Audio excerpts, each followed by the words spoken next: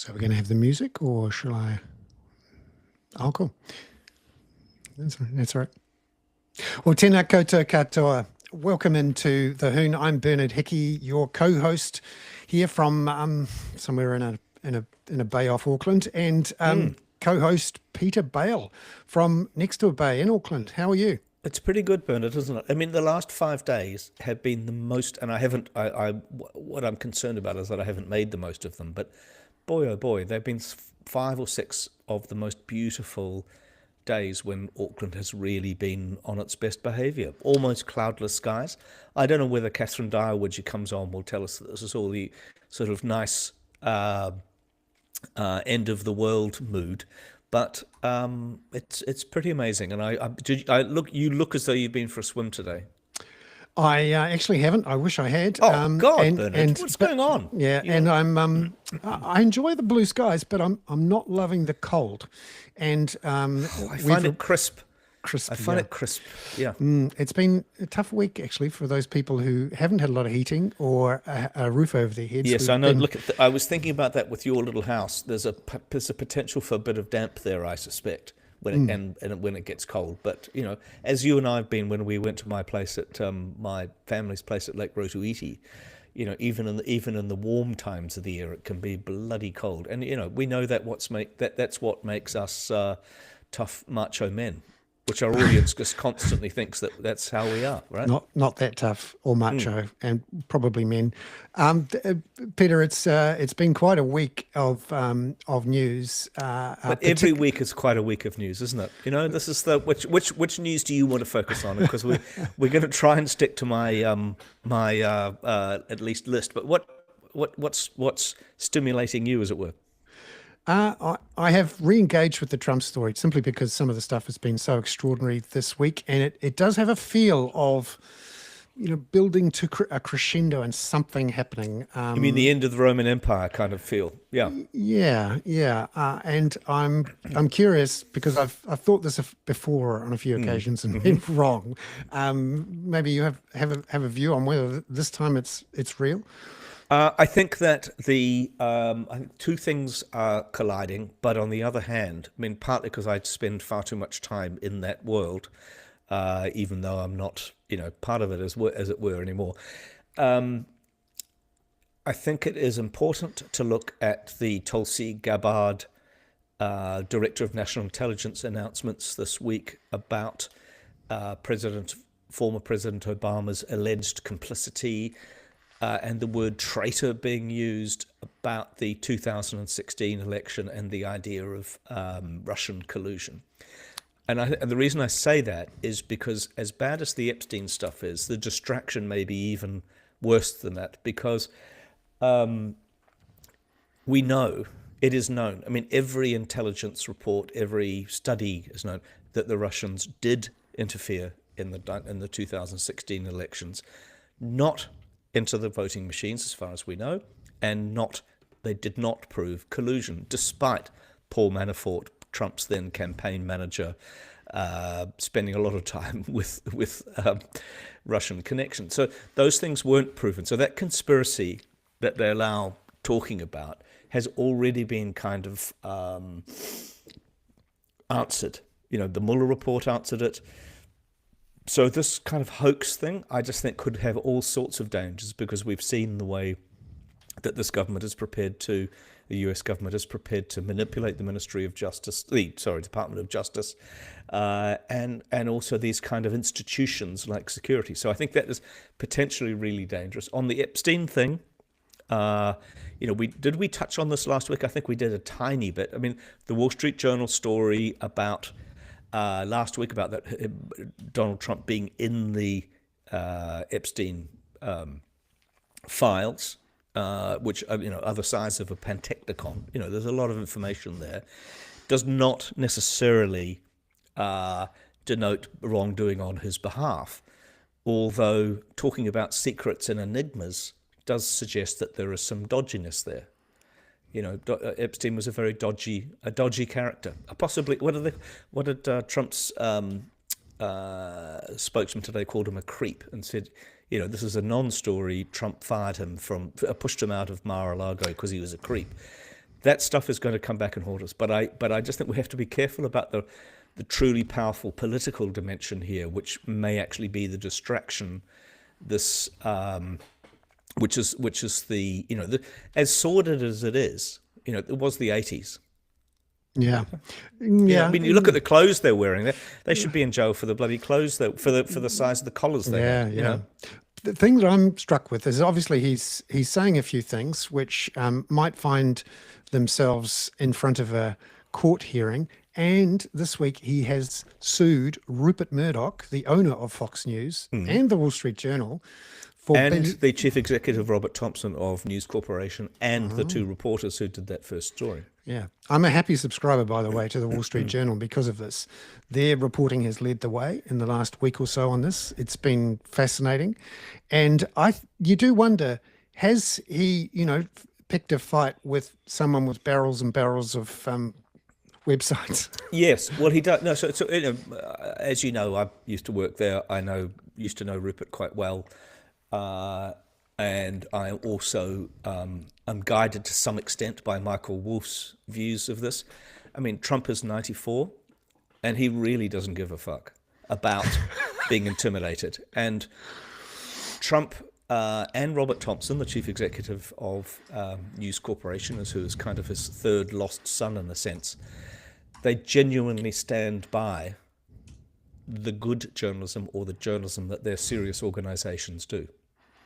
It is incredibly hard for anyone outside that organization to think that you can both publish Fox News, the Wall Street Journal, the Times in London, the Sun, the New York Post, all at the same time, and have an idea that they're actually market fits. Everybody thinks that Rupert's a conspiracist, but in this case, no. I think he would. That story would not have gone out if they didn't have the receipts. The difficulty is they've only said they've seen this picture. There is a picture circulating on the internet, which I've got a copy of, which I'm not sure is the real picture. The one of Trump allegedly drawing a woman, and he does look like he's not a bad little artist, actually, particularly of the New York skyline. But Bernard, I don't think Bernard gives a shit about this, really. He's not like the other two, Disney and CBS, that have caved and paid vast sums of money. He really doesn't care about this. I mean, of course, I think he cares about the story because he's bloodthirsty about the story. He doesn't need the money. He doesn't need the respect. He's already changed things. He knows who Trump is. And the other thing is, the Wall Street Journal, has a reputation for its reporting to be rock solid. And it's speaking to the audience of people who basically run America. That's right. And so for Trump to take on the Wall Street Journal and Rupert Murdoch in court, triggers a discovery process, which could be quite interesting. And hopefully it happens soon enough so that it's useful. For me, this has been a crucial week. Apart from anything else, that the way, too, that people have reacted to the cancelling of Stephen Colbert's show, and the way that he has basically decided, fuck it, let's just go for it. And I can see Rupert Murdoch has a bit of a vibe about that too. Let's just go for it and see what happens. But just let me interject slightly, because Dallas is pointing out that I may have said that Donald Trump is 94, and he's not. He's 79, I believe. But Rupert Murdoch is in fact 94. So if I misspoke and got the two elderly men mixed up, but I think this is not going to go away, Bernard. You're right that the Wall Street Journal is for the people who run America, and if you think about the risks that the Wall Street Journal has taken in the last couple of years with the Elon Musk drug-taking stories and a number of other, really big stories, they wouldn't be doing this if it wasn't on solid ground. But like I say, I think we have to be really conscious of what it might mean for US politics and for the justice system if they go after former President Obama on this basis, because it's really well known and very clear that this is what Australians call a furphy. Yeah. And by the way, Furphy was the name of the water tanker that the Australian troops used to gather around in Egypt before they embarked to Gallipoli to exchange gossip. So a You know fur-fed. that I'm the one who told you that story, Bernard. I've read it. You may have, but I've read I it. think and they checked also it. made the latrine, but you're right. It's a furphy is a story heard behind the furphy water cooler, as it were, Yeah. or latrine. Yeah, Yeah. fair enough. No, very appropriate use of the word furphy for Murdoch, who will absolutely get it. His father, Or a red herring, Keith. his father, Keith, was the journalist who essentially was the most effective at challenging Winston Churchill's idea of invading Gallipoli after it happened. He basically said, this is a disaster, we need to get out, and used his power as a publisher and a polemicist in London during the First World War to put an end to it. Aside from that, Catherine, lovely to have you on the show. Thank you very much for coming in. Kia ora. Kia ora. Now, big news. There was a tiny bit of digression on the way in there, Catherine. I apologise. No, there was no segue. I'm sorry. Catherine, could you tell us, we're going to have a special guest on in a moment, Jessica Pallarat from the Lawyers for Climate Action, to talk about this. But what's your impression of this International Court of International Justice decision overnight about climate change? Yeah, it's interesting. It's certainly, from a legal perspective, a really big deal, and particularly important for small states and states that are highly exposed to climate change. I think what's interesting, or what's going to be interesting, is how it rolls out from a political perspective. So, there's some suggestion that the impact of it is going to be more political than it is legal. So that's where things potentially get a little tricky and interesting. I wonder if it's a good time now to bring in Jessica and welcome her to the show, and it would be great to chat through this. Jessica Pallarat from the Lawyers for Climate Action, thank you very much for coming on to the Hoon. Oh, my pleasure to be here. Kia ora koutou. Kia ora. And we're very lucky too that we have Catherine Dyer, an expert on climate change and all the science and the politics around it. Catherine and Jessica. Firstly, Jessica, could you tell us, what was the substance of the ruling, and how might it apply to New Zealand? Yeah, so, this is an incredibly significant ruling from the United Nations top court. And it's the first time this court, the International Court of Justice, has ever been asked to rule on a climate change issue before. And it was asked two questions. It was asked to clarify what states' obligations are to protect the climate, protect the environment, and current and future generations. That wording is actually really quite important. And then it was also asked to comment on what might the obligations, or what might the consequences be if states breach those obligations. And what the court said was significant. It made very clear that states have clear obligations under international law, not just the Paris Agreement, to take meaningful action on climate change. States have obligations to reduce warming and aim for 1.5 degrees rather than 2, which is really significant. Really took aim at fossil fuels. So it mused that actually providing fossil fuel subsidies and making licensing decisions on fossil fuels might constitute an internationally wrongful act. Huge statement for the court to have made. It also made clear that climate change is a human rights issue, that talked about the fact that all human rights depend on the right to a clean, healthy and sustainable environment. The kinds of thing that, really building on what the United Nations General Assembly has said previously about climate change as a human rights issue, and it really built on that jurisprudence and has laid that line really clearly in the sand. It's wide ranging. There's 133 pages that covers a huge number of issues in international environmental law. Those are just some of the key ones. But the overall takeaway is that the court has said that governments need to step up and states have serious obligations in respect of climate change, and those findings apply to New Zealand. I just wanted to ask, there were a couple of particular issues that stood out to me from New Zealand's point of view. One was about the state investment in fossil fuels and allowing exploration. And the other one buried a little deeper was around climate refugees and non-refoulement rules and how that might affect things in New Zealand. Yeah, I think those are two really interesting points. The fossil fuel one I've looked into a little bit more closely than the refugee rules.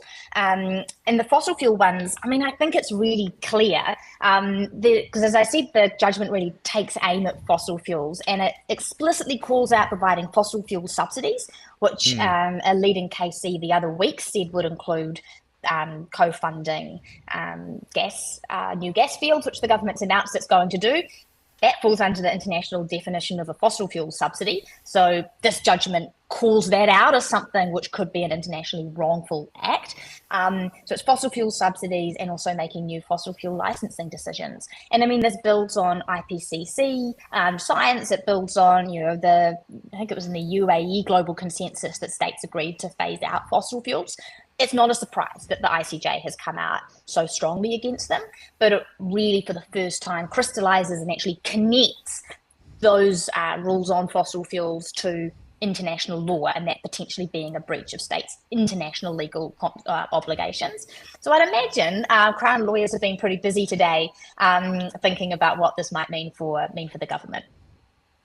And what about that question? What was that word you used, which is about the return of refugees? What was it called that you said, Catherine, the other question? Non-refoulement. So I know in New Zealand we've had some claims for refugee status on the basis of climate change that have been refused by New Zealand courts. So has that situation significantly changed on the basis of this ruling, or is it?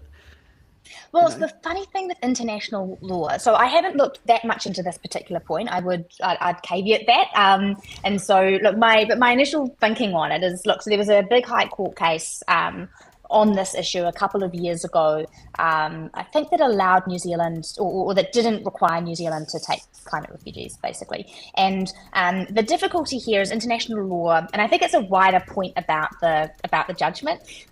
These kinds of opinions, they're advisory, so they're non-binding, but they're incredibly significant because they have huge kind of influential value. So a New Zealand court considering a climate case today, for example, would probably take the ICJ's opinion, advisory opinion, into account. And for court cases that it might be considering now, you imagine that they may take the ICJ opinion into account here as well. Good Lord, whose dog was that? That's my dog barking in the background. Cute. Apologies. No, not in the slightest. You can bring him or her up. Jessica, I want to ask you and Catherine a question, really, and this is that my sense is that the US is going to completely ignore this and, in fact, may use the ICC, because, of course, we know they're not members of the ICC. They're members of which is the International Criminal Court. They are members of the International Court of Justice, theoretically. But isn't this exactly the kind of, and we actually can bring in Professor Robert Patman shortly if we want to, but this is the kind of thing that's going to make the US pull out of these kinds of organizations even more, isn't it? And I was also struck, I mean, maybe this is a Catherine thing, I was seeing New Zealand First today was sort of resurgent on its aspect of we're going to pull out of Paris, because what did he say? We're like lighting a cigarette in a crowded disco. Well, maybe that's my analogy. But what do you think about that? That the US is just going to say. Yeah, I mean, on that, I mean, on Vincent Peters' comment perhaps first, his comment's completely the opposite of what the ICJ said in their advisory opinion, which is that no state is too small. We all have a collective responsibility. That's one of the points that they doubled down on. So I think that's, quite really in stark contrast to what Peter said today. On the US, I mean, in some ways that's the issue really in the front of lots of people's minds. I mean, obviously the US isn't a party to Paris anymore. I mean, that happened once and Paris didn't fall over and they rejoined again. So I don't think we have to say that there's always, this is the end game for the US in that regard. From a legal perspective, though, something that's really significant about this judgment is it didn't tie climate obligations to the Paris Agreement and UNFCCC. And this was one of the big questions that international lawyers have been grappling with for a number of years. does Paris cover the whole ground? And the court said no, which means that even if you're not a party to Paris, you've still got obligations Absolutely. under international law, international human rights law, precautionary principle, international environmental law. And the court went into a lot of detail about what those are. Whether or not the US follows them, well, then we get into discussions about how effective is international law kind of ever. But one of the other interesting things that this judgment's kind of explicitly left the door open for is states taking proceedings against each other, particularly if one state, let's say, Pacific Island Tuvalu, nation, yeah. exactly, wants to take a proceeding and actually seek compensation from the United States or some sort of remedy. The court has quite explicitly put that option on the table. I mean, again, international law, you need the US, you can't just, sort of say if the US doesn't accept jurisdictions. There's all sorts of complications there. But again, why is this judgment significant? Even though the US isn't a party to Paris anymore, it's still got obligations under international law.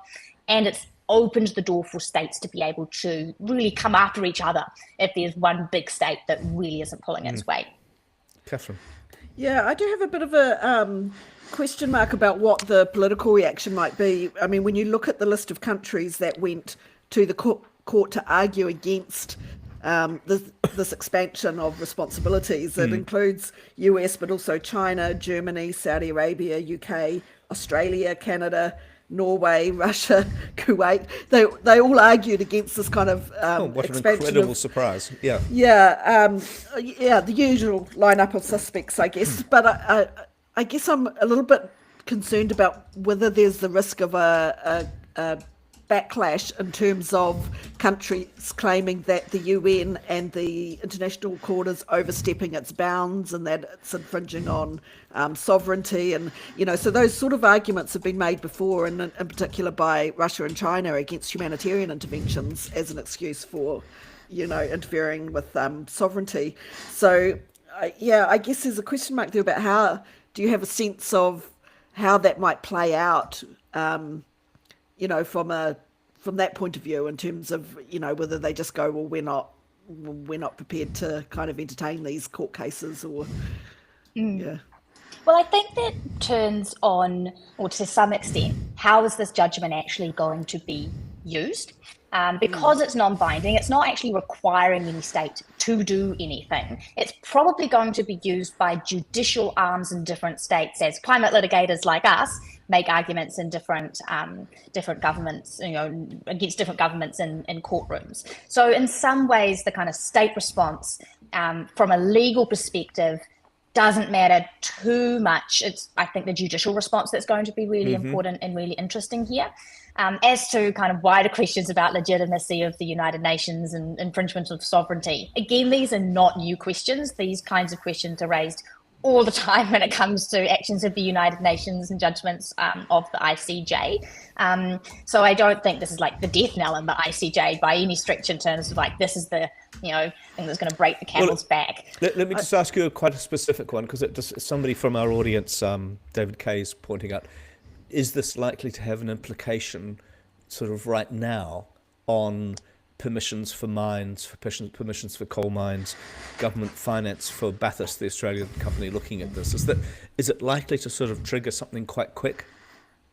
Well, and I think that's a really good question to ask. And so for in we New have Zealand, the best audiences of any podcast. You do have a good audience. I mean, I think that it's tricky to predict exactly what it will mean from a New Zealand context, but what it does open up is new arguments that we haven't had before, perhaps to bring in arguments that, governments have to act consistent with international obligations. Now we have an authoritative statement from the world's leading court on what those international obligations are. So it doesn't kind of provide any certainty that those kinds of, applications won't be approved, but it provides a new argument, which could be very persuasive.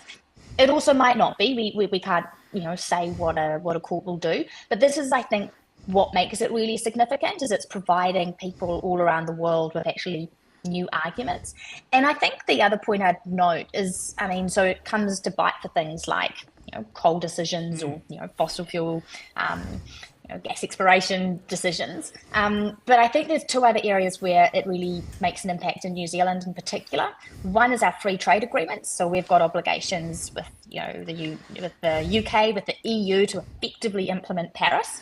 This judgment provides a bit more clarity on what effective implementation might mean, and it provides it in a forum that the EU respects, that New Zealand respects. So I think that could be really significant. And then the second is we've got a government that is making big decisions on things like what do we do with our 2050 target? And they're considering dropping our methane target down to 14% by 2050. And the problem with that is its own methane expert review panel said that a 14% target is consistent with 2 degrees of warming. But we've had the ICJ clearly say that states need to pursue 1.5 degrees of warming. So either that means all other sectors in New Zealand need to pick up the slack and do an awful lot more on emissions reductions, or the government's going to make a decision weeks after the ICJ says we need to be aiming for 1.5. It's inconsistent with the ICJ. So it adds a whole heap more pressure and kind of guardrails for domestic decision making in ways which I think are really important. Just finally, it seems a little bit to me, that the impact of all of this is kind of bigger for the Pacific region maybe than it is beyond that. Because with Australia and New Zealand are very invested in the rules-based order, so it's not like we're going to walk away from things like international human rights cases and things like that. And also because we're in the region with the protagonists of this court case, being Pacific countries. So it kind of almost seems like this is where it will really, apply some pressure in this region. Yeah, I mean, I think it will be really big in Europe as well. But I mean, this is the amazing thing about this case. It's actually a story of Pacific Island students, law students who came up with this idea and ended up getting it taken to the ICJ. Like, it's an incredible story of Pacific leadership on climate in the world stage from students, from law students from the University of South Pacific. And the fact that they managed to make this happen, I mean, hats off to them. It's an amazing achievement, and they should be really proud of themselves. Just finally, Jessica, how did you feel as a climate litigator when you read this report? And do you think in 10 years' time, the copy you're printing off today will be the same one? It'll just be so thumbed, so many Post-it notes, so many stickies. What did you feel when you read it? Yeah, well, I mean, I woke up pretty early this morning. The judgment was released at 1 o'clock in the morning. So I wasn't up that early, but I woke up and I just checked The Guardian to go, is this a good judgment? Is this a bad judgment? And I read a couple of articles and kind of went, phew, this is a really good judgment. And I think especially in climate, I mean, you're not getting that many good news stories at the moment, and this is one of them. I genuinely felt reading this like it's a bit of a beacon of hope, and it's a positive climate story. The world's top court says governments need to do more and that we've got strong obligations on climate change. What a win. Yeah, Jessica, thank you so much for coming on to the show. You should be on radio a lot more, on air a lot more. Can we have you back? 'Cause that thing you said about the Pacific lawyers and what you just said is absolutely brilliant. Thank you. And Robert, Bernard, I'm sorry I intervened on your segue. I apologise. No. It is wonderful to have you on, Jessica. And your exposition on the power of the rules-based order is a perfect way to introduce Robert Patman into the show. Jessica, thank you very much from Lawyers for Climate Action. Robert is our very own beacon of light, actually. Robert, we were going to bring you in a tiny bit into that conversation. I've already called you Sir Robert by mistake once in the intro to this already. But we were talking to Jessica and Catherine about this judgment in the International Court of Justice, which of course the United States is still a member of, China is a member of. It hasn't been sort of departed like the ICC. And the core of it was about this rules-based order that you refer to quite a lot. You want to stay on for a moment, Catherine, to address this with Robert? Is it right, Bernard? Happy to, yeah. Go for it, Robert. Oh, sorry, you're asking me a question, so I beg your pardon. I was still I might have run out of gas slightly at the end. The reason I mention it quite a lot, is because the world is confronted with problems, and Catherine will be more aware of this than I am, which are simply too big for any individual countries however powerful they are, to solve on their own. And we're talking about climate change, we're talking about transnational terrorism, we're talking about financial contagion, we're talking about pandemics. None of these problems recognise borders, and it's a fantasy to believe there's a unilateral solution to any of them. So kicking and screaming, the world does have to cooperate. And if you're going to cooperate, you need rules, and you need procedures, and you need principles.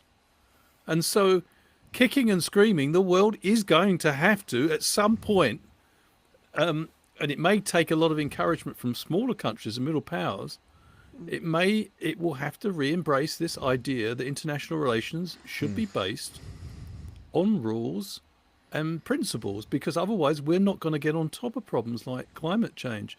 The good news is we do have institutions like the International Court of Justice that keeps reminding the great powers that there are such things as rules and principles, and thankfully this has been a very positive intervention. Yeah, I thought that was so interesting listening to Jessica, to hear, that from her point of view as a lawyer, and from her point of view watching South Pacific lawyers having played a role in this, it's the sort of reinforcement that the law still matters.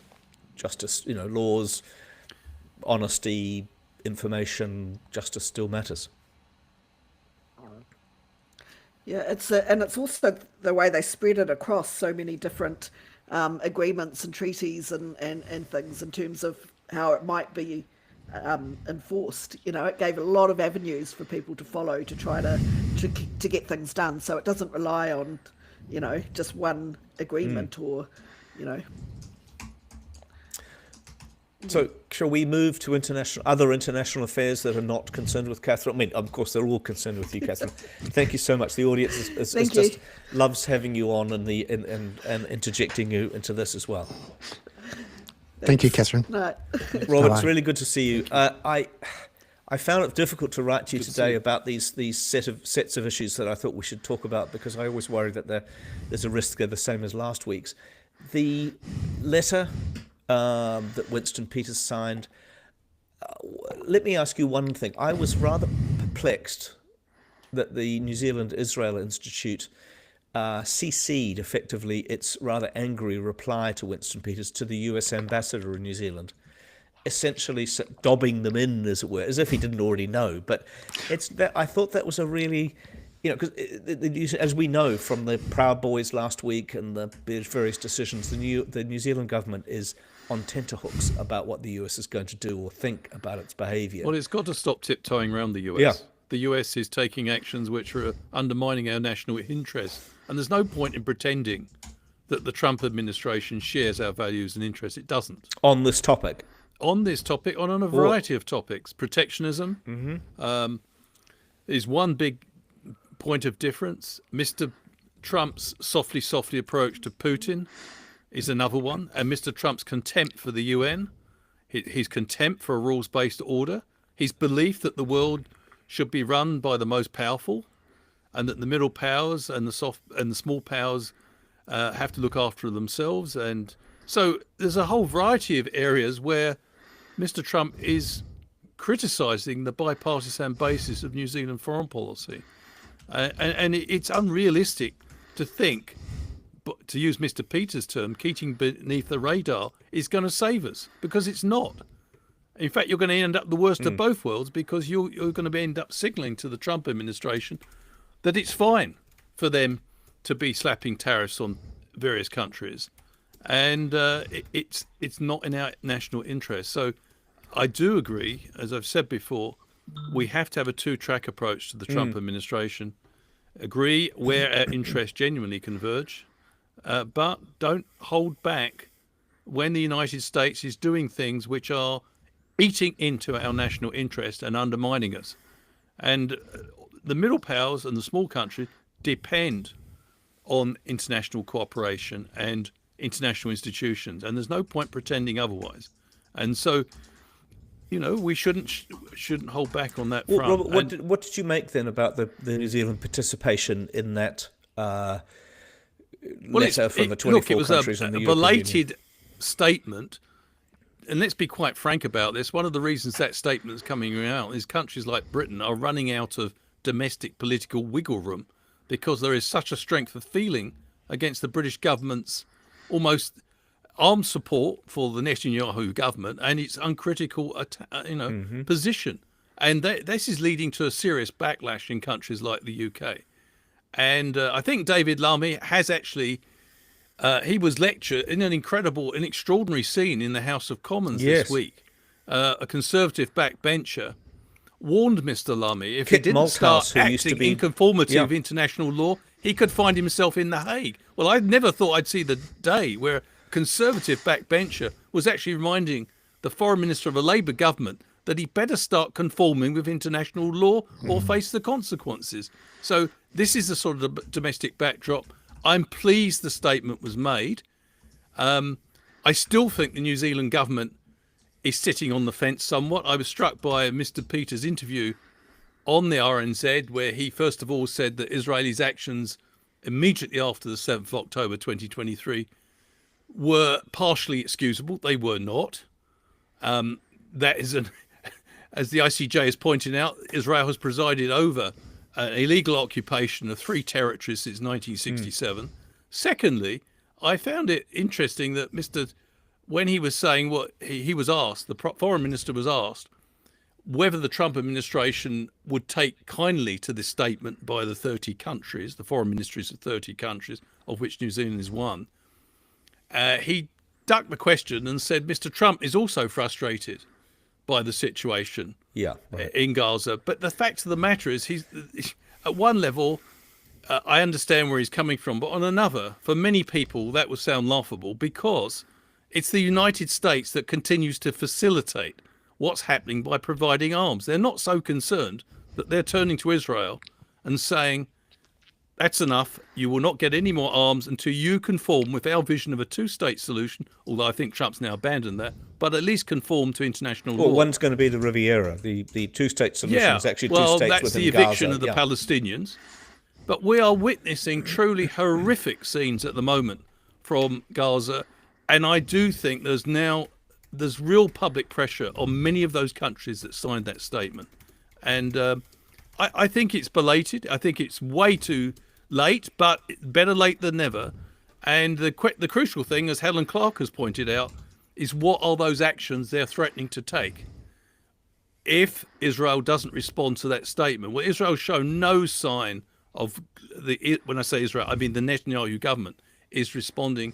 But it's a good message to send a country which have elected governments like Israel, because it's communicating with the Israeli public that many of the countries that you thought were on Israel's side in its struggle against Hamas have serious reservations the way Israel has gone about that campaign. So the challenge will be, if Israel, under Mr. Netanyahu's leadership, continues along the course he's going, what will they do? What will these 30 countries do? And I think it needs to be reasonably decisive. Has there been any suggestions, Robert, on what they could do? What sort of types of actions that might actually make a difference? Well, sanctions might be something on the table. There may be also curtailing of diplomatic links. I'm not sure what form that would take. But there needs to be a pretty firm demonstration that these countries are not bluffing. You can't make statements and then just walk away from them like that. And I know that does happen a lot in international politics, but the situation in Gaza and the West Bank is really serious, and it has been for a long time. And I do think what we're witnessing here is a complete sense of impunity and disregard. And Peter, you mentioned that the US was copied in, the US ambassador was copied in to an email. At the moment, the US is acting like Netanyahu's lackey. And it's almost as if Netanyahu, he just takes American support for granted. And when countries upset him, he copies in America so that America can rebuke them on Israel's behalf, which is, America needs to start acting like a superpower instead of a lackey of one participant in a multi-sided conflict in the Middle East. Robert, I've noticed in the last week or two, particularly in the tone of the coverage and just the reaction locally, for example, the creation of a new group, Alternative Jewish Voices, which is taking a distinctly different line to some of the other groups in New Zealand and elsewhere, the Israel Institute of New Zealand, the New Zealand Jewish Council, I sense there's been a shift in the mood of the public and the mood of the publics in other places, particularly because of this coverage about the awful scenes of children dying of starvation, the reports from doctors about what they're seeing, that they're when they do surgeries, people are not recovering because they're just so malnourished. What do you think about the sort of public moods and whether that makes a difference? Well, I do think public mood does make a difference in democracies, but I think it was very interesting that Francesca Albanese said or implied that the blockade by Israel was illegal and should be challenged. And when she meant about challenge, she was talking in terms of countries which have access to the Mediterranean Sea delivering aid. The extraordinary thing is how passive the Arab states have been in this situation. I mean, some of us have already lamented the lack of backbone of liberal democracies in this situation. America has not got a monopoly of wisdom. Sometimes it gets things wrong. And many people, privately, many Western leaders would say that America has gone over the top and shown a disregard for humanitarian law in arming Netanyahu so generously. Robert, at the great risk of doing a soliloquy and masquerading a soliloquy as a question, because I mean, we talked about this today, I do worry about asking you questions about anti-Semitism, how this is playing out. But the idea that 100 humanitarian agencies are calling this out, Médecins Sans Frontières, the Red Cross. I heard an Israeli spokesman questioning the Red Cross's independence in this, and there's a regular person who comes on our feed. This is these diversions are so dark. This is obscene. What is going on there is utterly obscene. Whether it's Hamas blocking it, but how about we talk about 52 million meals delivered by the Gaza Humanitarian Foundation. These it's like they portray it as though they're delivering them kind of meals on wheels, but they're doing it from 4 locations when there were 700 under sometimes UNRWA. Less than 4. Yeah, I mean, this is a very and dark... then more than close to 1,000 have been shot while trying to get food. Yeah, this is a very dark... and I mean, this is dark for Israel, surely. Have you heard any apologies or regrets by the Netanyahu government for this large number of civilians that have been killed in Gaza since it's all the anti-terrorist campaign? It's all Hamas's fault, which of course it is. It's the trigger. But this weird kind of, it's actually the UN's fault, or it's the BBC's fault, or it's how Peter, this is getting ridiculous. That tactic has largely worked. If you weaponize the idea of anti-Semitism, it paralyzes a lot of potential criticism because they're worried. The people making the point are worried of being painted as anti-Semitic. And that, the people who've punched through that tactic have been, or pierced that tactic, I ought to say, better word, I think, or phrase, have been the likes of Anthony Lowenstein, Bernie Sanders, who've pulled absolutely no punches about Netanyahu's behaviour and that of the coalition government. And there's some pretty extreme people in that government. Absolutely. It's quite difficult for 3 Gentiles on New Zealand's most important news podcast to get into this, but and very dangerous. But maybe we'll do an entire session on anti-Semitism soon. Robert, thank you for that. I feel really bad sometimes about pulling you into areas that are risky for an international... Not risky, because you're prepared to go there, but that are a little bit out of your scope. But thank you very much. Thank you. Thank you, Robert. Thank you. Alan, it's time now to welcome Alan Pollard into the show, to the Hoon on the Kaka. Alan from Civil Contractors New Zealand. Has been a busy day. You've got your national conference over there in the Bay. Thank you very much for coming on to the show. No problem at all. Alan, a survey has come out today of the sector asking them how confident they are, what they're experiencing. Can you give us, firstly, broadly, what you found in that survey? Yeah, certainly. So this is the 9th year we've partners with Teletrack Navman to produce our survey. So we're starting to see some good trends coming through from the data. No surprises in the survey. You'll be well aware of the messages we've been using over the last year to 18 months about the lack of work that the industry is facing. That features very loud and clear in the survey. So in 2021, about 17% of our survey respondents identified workflow as a major challenge. This year, 73% have identified that as a major challenge. And a significant proportion of our respondees say that one of the most positive things that could happen is for a better, more clearer defined program of work to be brought to market. Yeah, because we've heard a lot from this government and previous governments about how we've clearly got an infrastructure deficit. We've had massive population growth, and that, the government is all about getting it done and we're working on it. And here's some really big numbers that we throw at you. But when I look at the actual spending by the government and councils, and often the two are connected because councils can't move ahead until the government moves ahead with its share. When I actually look at the Crown accounts and the budget forecasts, it actually shows they're reducing their planned spending and have actually reduced their spending from the previous year. What are your members seeing from government and council on spending, and why do you think the public view, or what they say is happening, is so different from what you're experiencing in these surveys? Yeah, look, there's a few things in there. I mean, one is, you're absolutely right. There's a very strong pipeline of work identified, over $200 billion now in the pipeline. But all of that is the wish list, if you like, for future infrastructure investment. A small proportion of that's funded. And of course, it's still yet to go through design and consenting phase as well. So the conversion rate from what sits in a plan to what's actually delivered is, in our view, relatively low.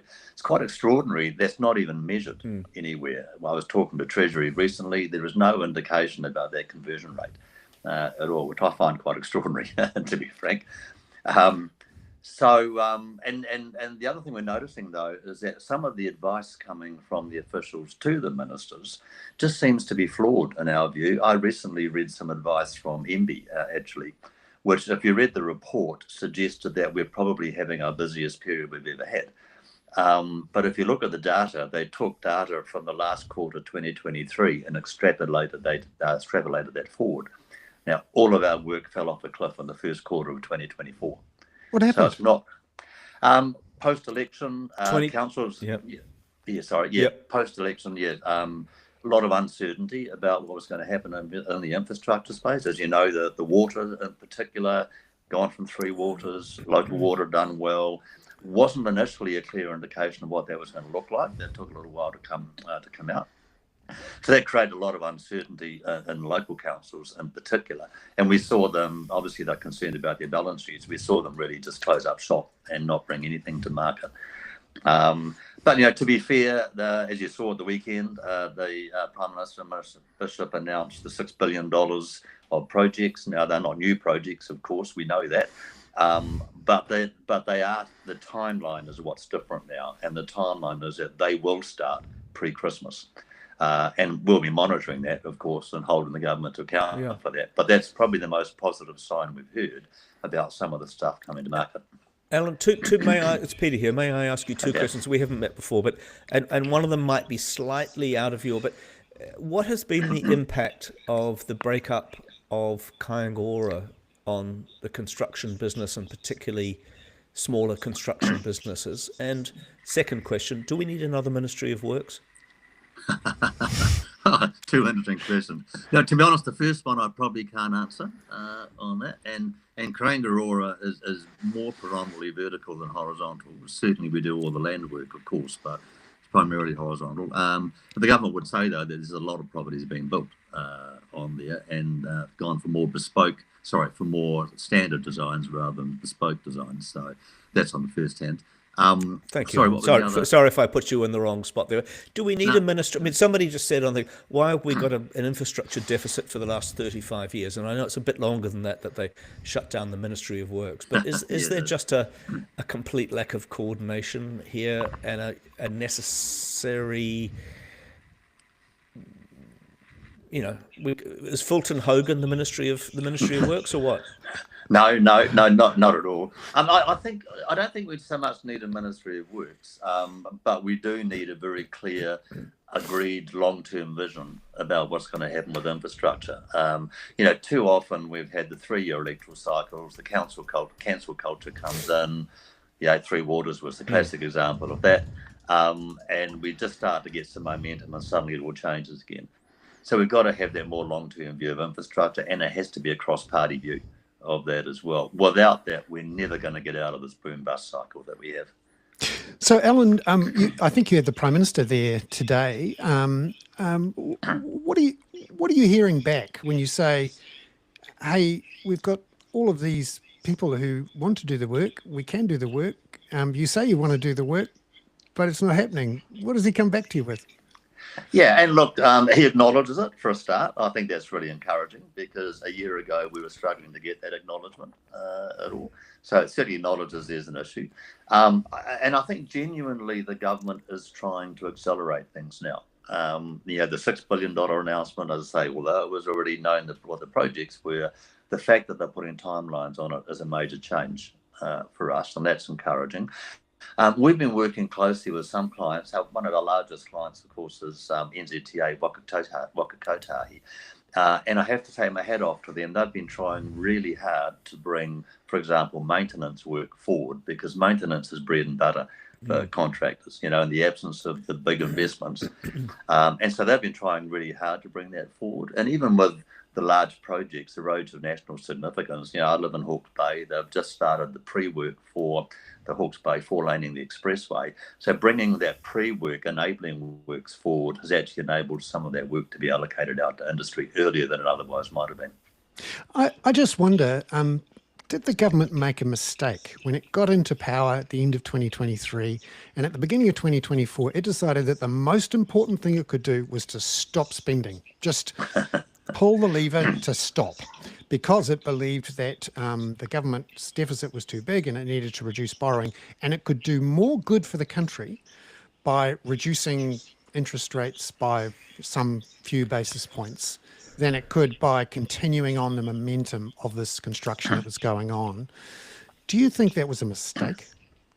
Well, I think so. And one of our sessions this afternoon was Sam Belakul, the economist, talking about this general state of the economy. And one point he made, and you'll be aware of this bit anyway, is that we do have headroom in our debt levels, and we should be investing in long-term infrastructure, the intergenerational infrastructure, because in the previous government we saw through lockdowns and so on, a lot of borrowing occurring to fund operating costs. Or handouts in some ways, rather than investing in something that we can touch and feel and see on there. So, look, I think it was a mistake. I think the best thing the government could do is to ramp up spending in infrastructure. It is encouraging, though, they're looking at alternative financing mechanisms now, of course. So public-private partnerships, capital injections. I had the fortune to be at the Prime Minister's Investment Summit, was it earlier this year, late last year? $6 trillion fund managers in the room, a lot of interest in funding our core infrastructure in New Zealand. Clearly it means user pays to get a return from it. But it's just encouraging that we're now rethinking that model and looking at how we can look at alternative financing mechanisms to bring those projects forward. Alan, it's Pete here again. You've been obviously in this business for quite a while. Does New Zealand have an anti-growth agenda that is pervasive across the economy and politics and makes it really difficult to get on with these kinds of projects? That's a hard question. Actually, I've been in my job only 3 years, so I'm relatively new in this. Do we have an anti-growth agenda?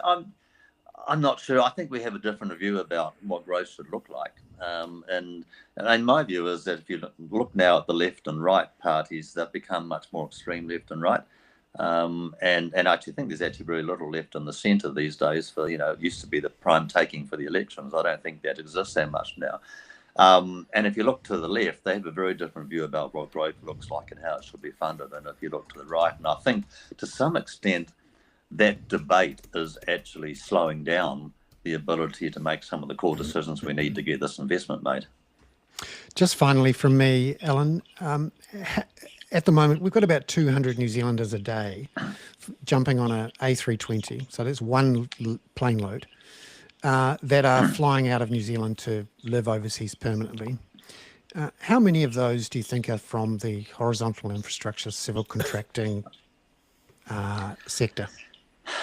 Look, I can't say specifically. We do know that construction generally has lost over 15,000 people in the last year.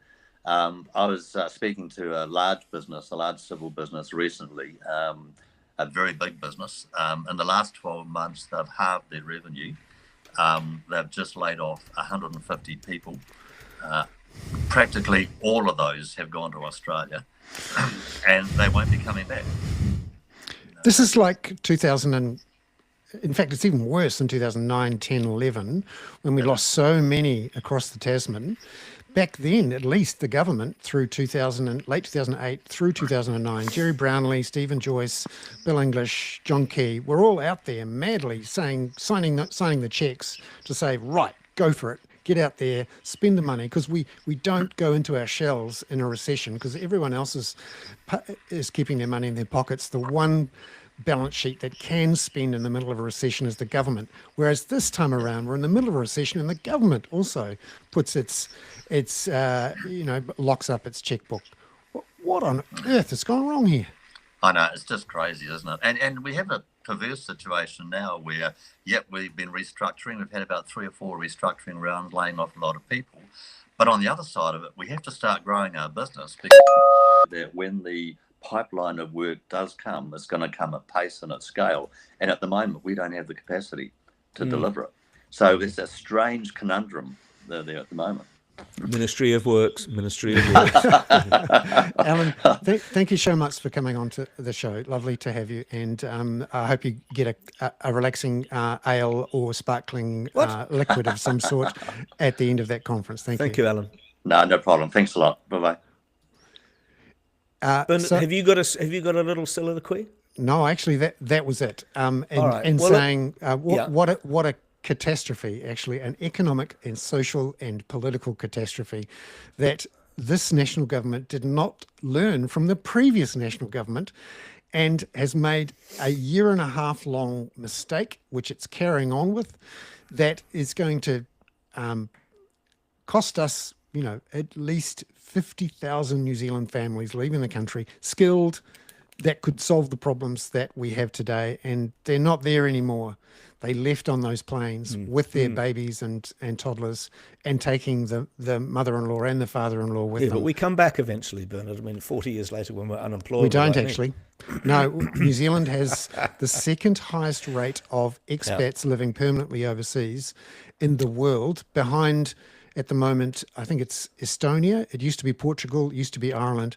We're now right up there. Do you know what we need to do now is compare ourselves? This is our potato famine. Yeah. You know what I mean? I think we could do that, Bernard. Yeah, my great-grandfather came to this country at the end of the last potato famine. Kon Ohiki came to Taranaki. Thank God he dropped the O. Yeah, and he came because of the potato famine. Now, what's interesting is that, Ireland, of course, is in a special place. They've managed to rort the global tax system and use their position in the EU to extraordinary effect. And now they've got growing population and they are growing things. Not perfect, but yeah. Okay, so when I said you asked you if you had a soliloquy and you said no, let's go to the skateboarding dog. It was actually total. So I think people can tell that because I've been talking a little bit online and other places to Polygraph, who comes up, who I've had to block on Twitter, who's our resident person who not unreasonably tries to explain the Israeli position or an Israeli position on Gaza. And I just want to, there's a skateboarding dog about Gaza. And it is about somebody was arrested in the UK this week for using a page from the satirical magazine Private Eye as a banner. Still the same size, still about an A foolscap newspaper, magazine. So this is Palestine Action Explained, and this is Palestine Action, which has been banned.